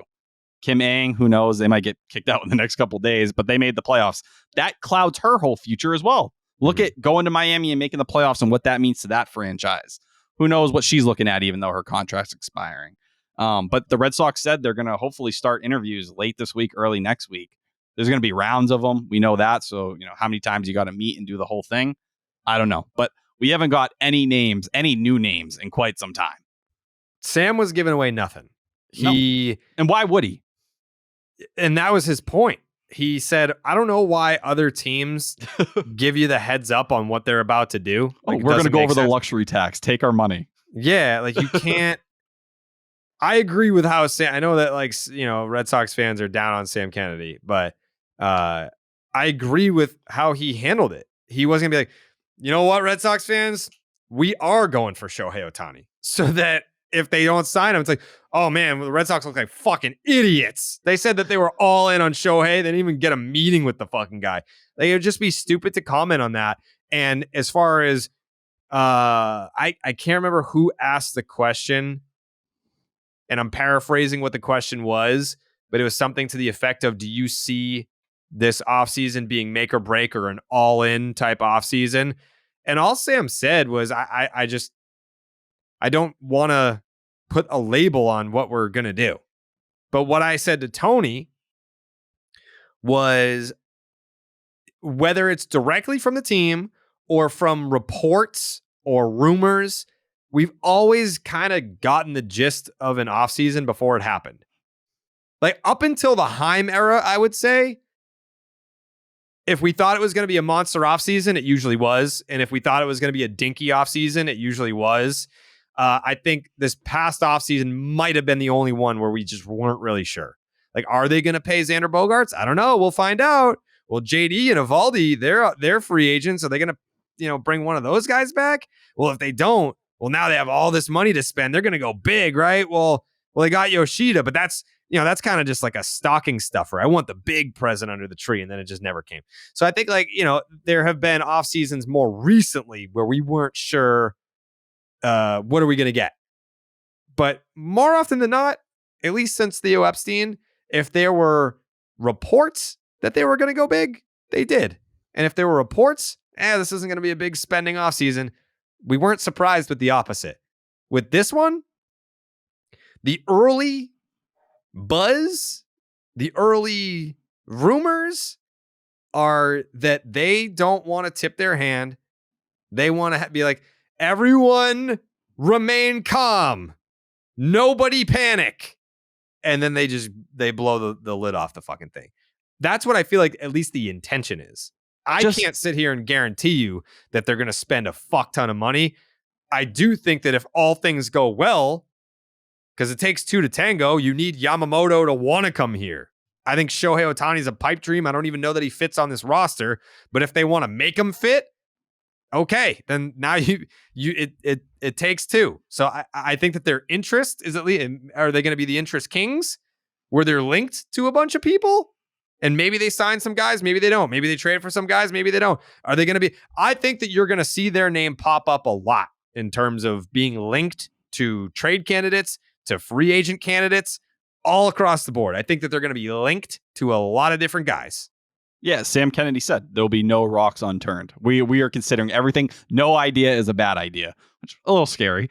But that's the kind of way you think. I do think one of the things I liked that Kennedy said today was still the importance of building up the farm and doing that at the same time. I hope that philosophy doesn't change just because, Cora and Bloom's relationship wasn't great, and maybe there were some indecisive questions with Bloom and making those. That should still be a priority. You can do both and do it the right way, especially with the foundation that's been put in place. But at the end of the day, the guy in Alex Cora who was telling you farm system rankings don't matter, that it's about winning championships in this city, all this different stuff, he's still here. The guy who said the opposite is not here anymore. That tells you what this offseason is going to be. Look at the jobs opening up. Cora could have had another job. He could have been, looking at the Mets. Instead, he chose to stay here. He wants to be here. He sees his future here. He's going to sign an extension here in the coming months. We all see the writing on the wall. That tells you where this thing is going, because they probably had to sell Alex Cora on this whole situation to keep him here and to keep that interest or, that hunger to, test this thing out with the new guy coming in and all that. So I don't know. I think it's pretty clear they're going to spend. Kenley Jansen's comments as well. Kenley, once a day right now, is fucking getting the microphone. Whoever's willing to listen, he's like, dude, this is a championship city. I'm here to compete for World Series. There's no friggin' excuse for anything else. I think that's another example. The veterans on this team, they're pushing their voice as hard as they can about what they want this offseason to be. And even though Kenley's been here just 1 year, I think there is some similarities to Justin Turner where he's very important in that clubhouse, and I think he's speaking for a lot of those guys on that team. And Cora himself. Well, Kenley, he just turned 36 the other day. Happy birthday, Kenley Jansen. Happy birthday. He just turned 36, so he knows I don't have much time left. I think it's... His knee, everything barked on him at one point this year. Knee, back, fucking anything. Dude's pitching. There's miles on that body. You could say the same about you. Whoa! What? Whoa! Whoa! I didn't mean. I didn't mean it the way that you took it. How did I take it? I don't know. How'd you take it? There's a lot of miles on my body. Do you mean I work very hard? Yeah. Huh. It's not because weight or anything, takes me down and gravity's kind of crushing my spine. That doesn't even make sense. Jake, does that make sense to you? Nope. Okay. Interesting. I take things the wrong way sometimes. Weigh in on the subreddit. What does the subreddit say? I don't know. Maybe they took it the same way I took it. I didn't say no. I didn't say anything. I just said you work hard. And I don't. The smile on your face, it doesn't feel genuine. Tyler, let me ask you a question. Yeah. When you said that Kenley Jansen had a lot of miles on him, what did you mean by that? He's been throwing a lot of pitches in baseball for a long time. Working hard, right? But I haven't been throwing pitches for a long time. You've been throwing metaphorical pitches. Is it like Bullet had a lot of miles on him, partially because he got hit by a car, but also there were a lot of because miles on the car after he got hit by it. Okay. But so you're telling me that it's just for me working hard. Mm-hmm. You have a lot of miles on you as well. Yeah, I work hard. This is my third show today. How do you do it? I wish I had an ad read to throw in right here. Tyler'sPetExecutionServices.com. If you have a problem you need to take care of, you have a sick pet, something is going wrong in your house and you need to kill a pet. That's your friend's making you mad. I had someone on Twitter saying they won't vote for me in a Red Sox poll for, the personalities because I kill dogs. Rumors like that. This is a professional fucking business. So I won. I wiped my ass with that contest last year. I didn't even have to retweet it to get a single vote and just cakewalk to the championship. Why are you showing off? Fuck you. Let me finish my fucking thought, Tyler. Let me finish my thought. This year, I think I will. If it comes down to it, I'm going to lose to Devers Enjoyer. I think so, and I should. I should. I mean, it's a guy, right? Yes, he's the GOAT. I know. I think it's the Rock versus John Cena, where the Rock puts over John Cena because it's the next generation. I think I have to put Devers Enjoyer over. Listen, he's the young stud of Red Sox Twitter right now. That dude, professional troll. It's not like The Rock where it's like, all right, I'm putting over John Cena because I'm done in WWE and I'm just gonna go back to Hollywood and do my thing. But I think it would be a nice feather in Devers Enjoyer's cap to get that rub for sure. I mean, I had my moment in the sun. They had the tournament last year and I won it. And I think this time around, it's time to crown a new champion. Did you see my first round matchup? No, who is it? Castillo? It is. Is it really? It's a tough one. That's a battle. What seed are you? I think I'm 20th, technically. That's embarrassing, dude. How the fuck are you 20th? There's a lot of people with a lot of followers. Get out of here. What am I, the number one seed, obviously? Oh, yeah, I'm number one seed because I got fucking 450K followers. I've been doing this for friggin' 15 years. I'm just saying. Hey, the Young Bucks, I'm building up. Speak on it. Yeah, I'm saying. You're the. You know what? Maybe I'll. I could, if I really wanted to, I could make you win this thing. Let's bully Castillo. This is a great opportunity to do this and crush his dreams. I could advocate for you to win. I could incentivize people to vote for you, and I could have you win. Like, you could put that in your Twitter bio. It'd be better for the show. 2020 is it going to end this year? Are they doing it this year? Yeah, Ed's already put it all together. 2023. Whatever it is, most popular. What is it? What's the title? Like, most popular Red Sox Twitter? I think it's favorite Red Sox Twitter personality. Favorite Red Sox Twitter personality. Then it could be like, oh, fucking name redacted. Went back to back. Yeah, here we go. I'm in Division 2, so my final matchup will be against Maz if I make it out of this tier. Oh man, Pete Abe's in my tier. You better absolutely throttle him. Last year, I think I made it Final 4 and stats knocked me out. Which, painful. I mean, just say the word. Just say you need my help, and I will campaign for you. You're going to make me beg? You didn't ask me for help. J-Dog, I got to ask. I didn't know if you wanted to win with honor or if you wanted to be handed to you. Like, I got to do it with honor. I want to go about it the right way. Then you're going to lose. Don't. What is that? What kind of confidence boost? It's like, oh, you have a chance. You're a good kid. Like, no, you fucking suck. Let's be real. If you don't have my help, do you think you'll win the whole thing? I'm not going to beat you. I know that's an impossible match, so no, I can't beat you. But I'd feel wrong beating you. You're papa. I will. I'll help you to the best of my ability. I'll help you to the best of my ability. I want you to win. I don't want people to just vote now to vote. To be like, oh, Tyler, like this poor kid, he's going through a hard time in life. Jared just called him fat on his own podcast. I didn't call you fat. I didn't say that. This is what other people are saying, not me. No one has ever said that. Jake, have people said that? Yeah, no comment.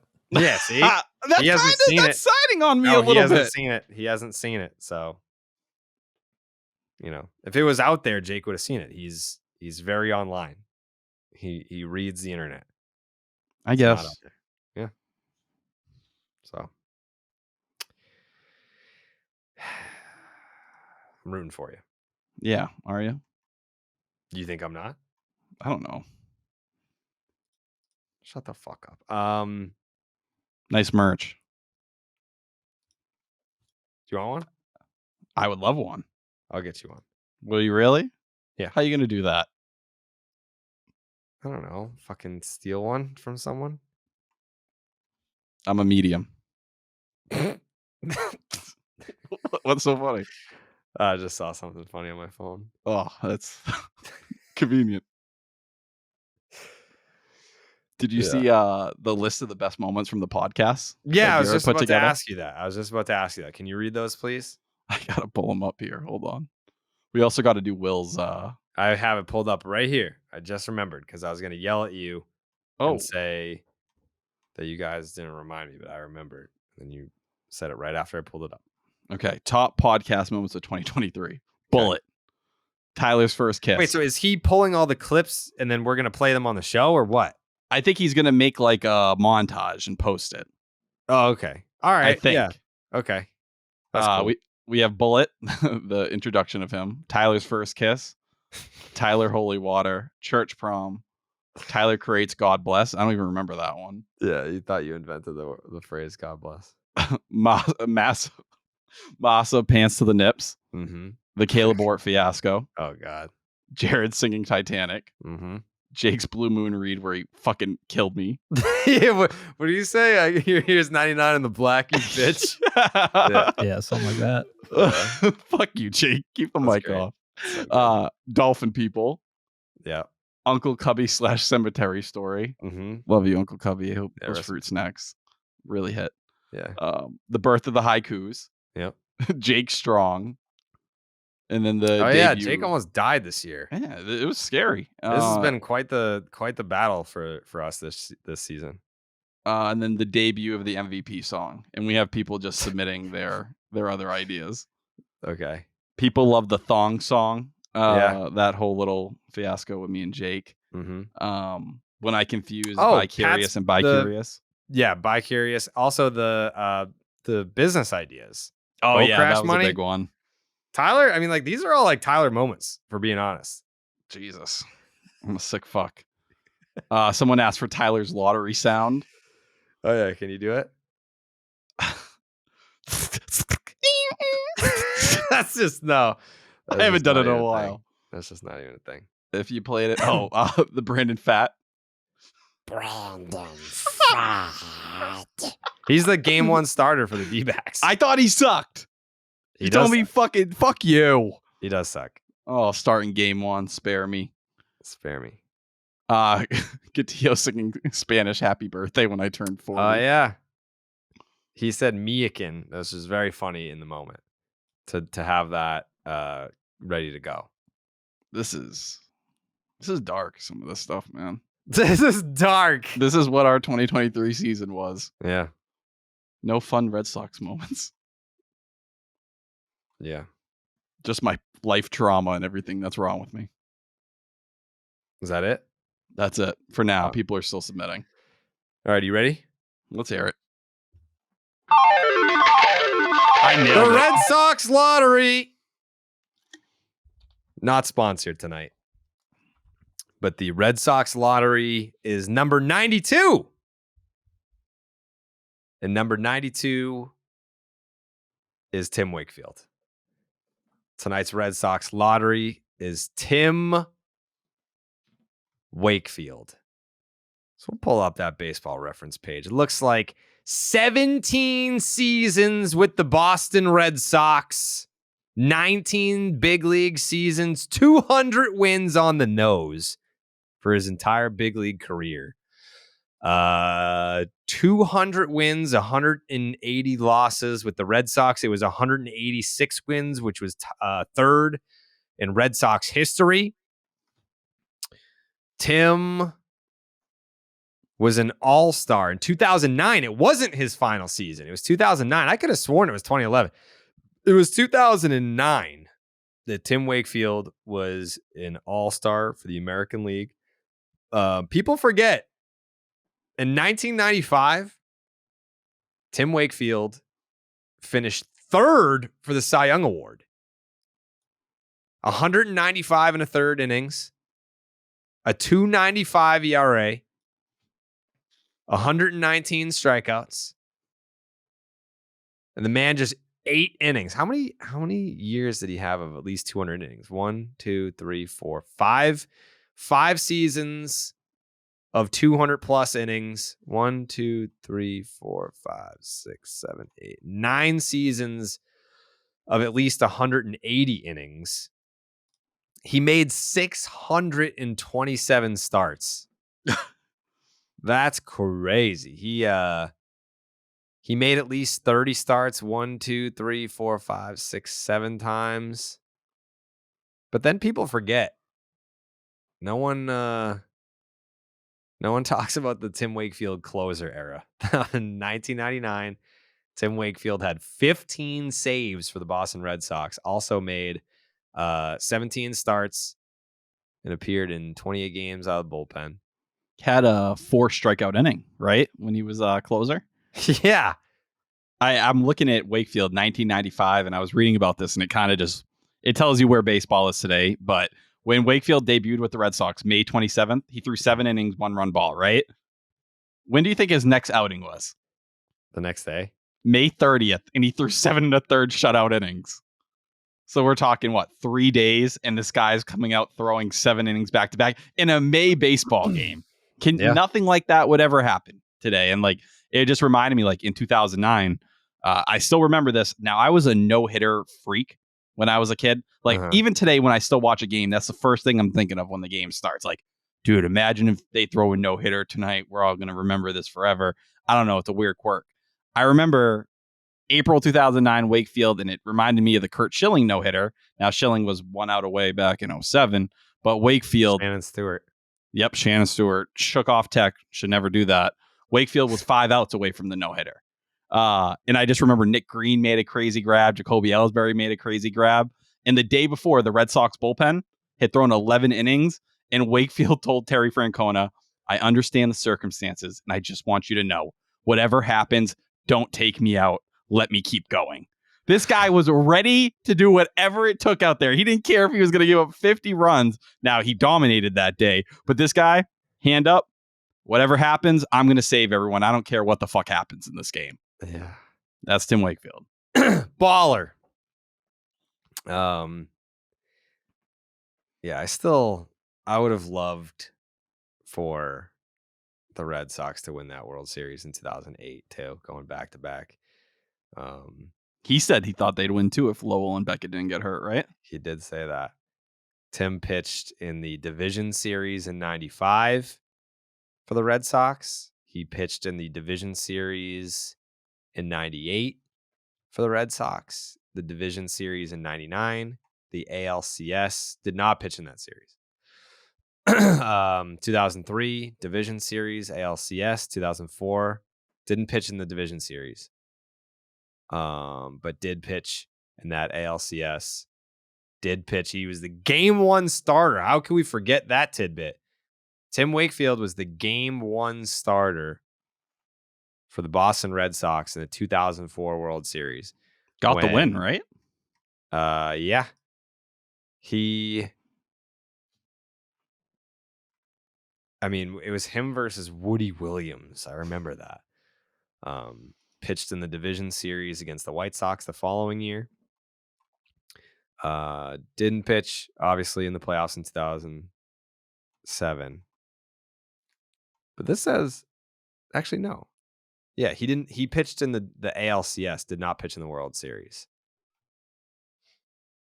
And then he pitched in the 2008 ALCS. Lot of work. 9 years, 11 postseason series. What's that? 72 postseason innings with the Boston Red Sox. It's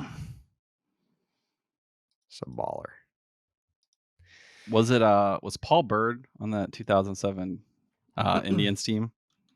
Yeah, I think he was. Yeah, I know he ended up with the Red Sox. What was that? 2009, maybe? Yeah, that's 2008. That's what made me think of him. I just remember for some reason I thought Paul Bird was so fucking nasty as a kid, and when the Red Sox got him, I was like, dude, watch what's gonna happen. I don't know. I don't even think I owned his baseball card. I just saw him pitch against the Red Sox a couple times. Wind up, and you were like, yeah.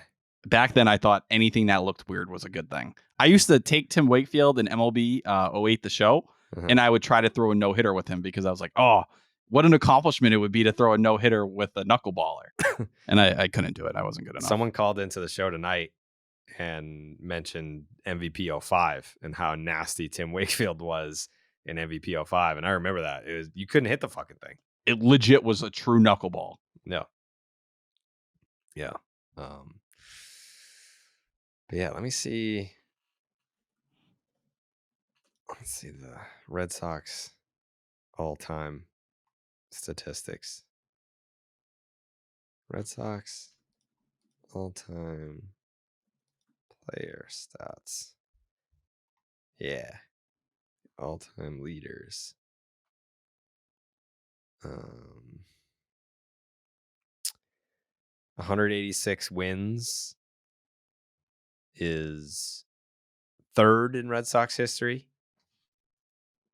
590 games appeared in is second to Bob Stanley. Did I just see fucking Matt Barnes is third? What? That can't be true. No way. That can't be true. What is it? Games for Red Sox pitchers. There's no fucking way. Tim Wakefield 590, Matt Barnes 429, Papelbon 396, Roger Clemens 383. I mean, that's got to be real because this is all like include like Papelbon's there, Derek Lowe's there, Cy Young's there. Matt Barnes is third all time in fucking Red Sox games appeared in. Kind of terrifyingly scary. That's crazy. Wow, not a glitch. No one mentioned that. No one mentioned that when he was gone. Oh, Matt Barnes, third all time in Red Sox games appeared in for pitchers in history. 10 years, though. He did 10 years here, or 9. That's nuts. All of them as a reliever, which helps. Like some of these other guys, they were relieving. Like Bob Stanley, I'm pretty sure was a reliever the entire time. Wakefield came out of the bullpen and started. Papelbon was just out of the bullpen. Yeah. I mean, it helps to be a reliever the entire time and to be here for that long. Game started, Tim Wakefield, all-time number 1, 430 starts for the Boston Red Sox.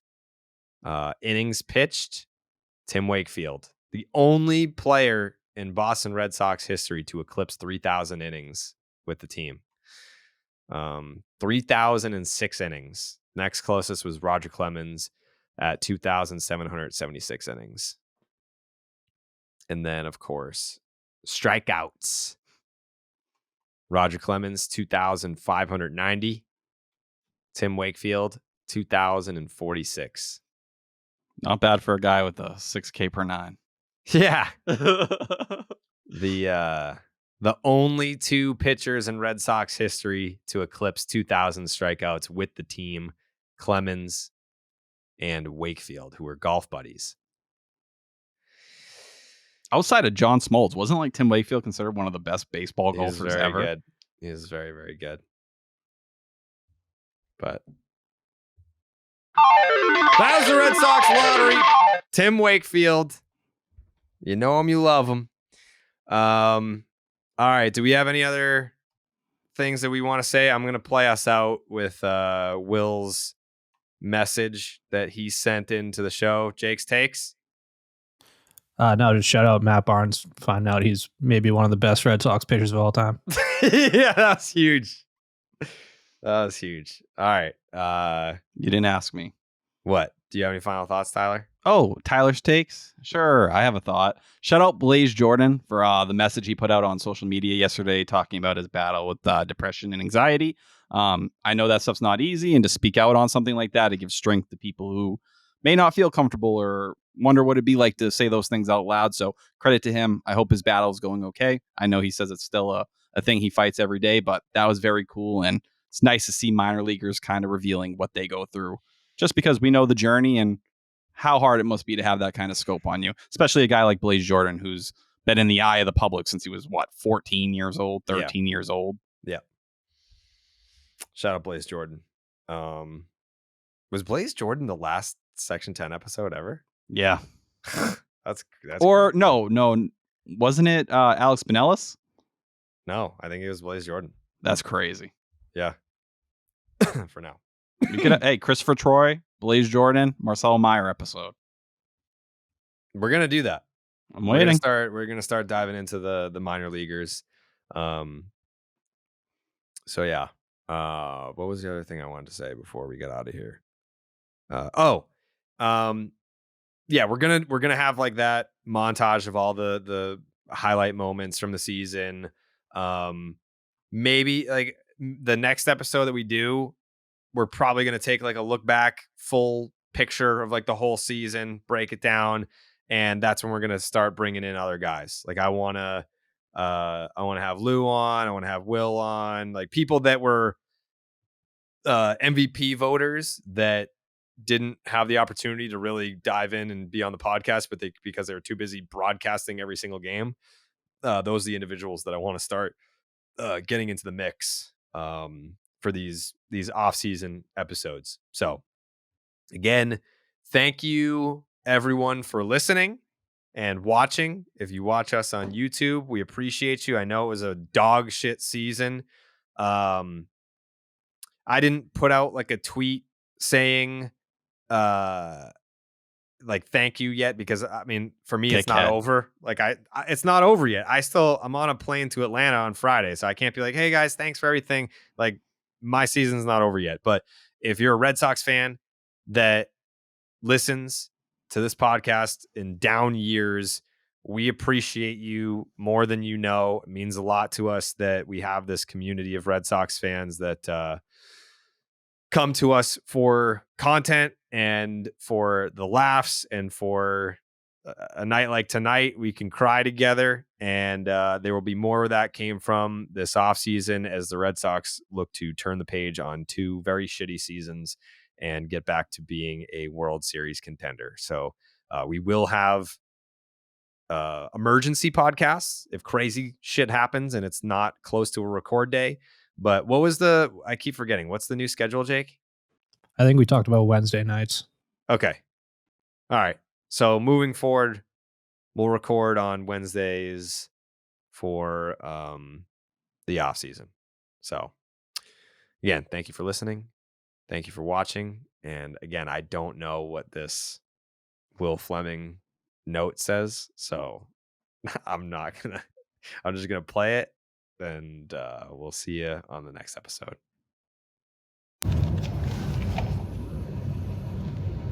Hey there, boys. Hard to believe the season has come to a close at Camden Yards, and obviously today, an extra emotional day. No catch-up, no laughs, no music today.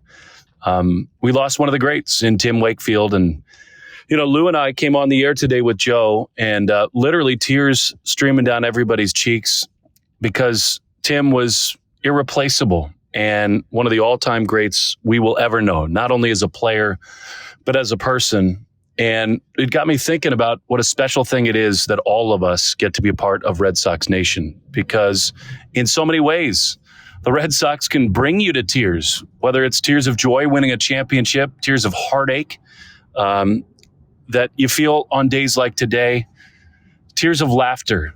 And I think that is where I just wanted to send a message to you guys to thank you for all that you do, because this is my first year kind of really being involved with the podcast in the way that I was. And it was so much fun for me, not only to get to know you guys, but to be able to contribute in some small way and to be able to hear from so many of your fans, not only online, but in ballparks, on the road. I had so many people come up to me and tell me how much they enjoyed our laughs on the pod. So I just wanted to thank you guys for all that you do to bring joy into people's lives that are Red Sox fans. And for anyone who listens to all of the episodes in a year like this, you're our kind of people. So here's to better days ahead and to more tears of joy and to much more ketchup and laughter and to the great, wonderful memory of Tim Wakefield. We'll talk to you in 2024.